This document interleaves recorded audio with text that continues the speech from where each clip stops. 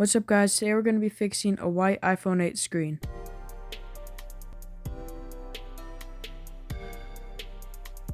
Next we will be opening it up.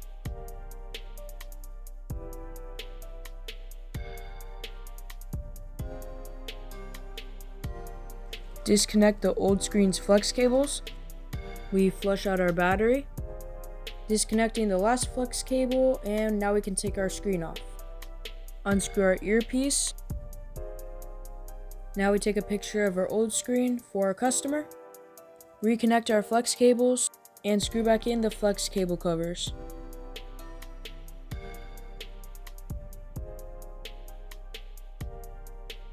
Time to close up our phone right here.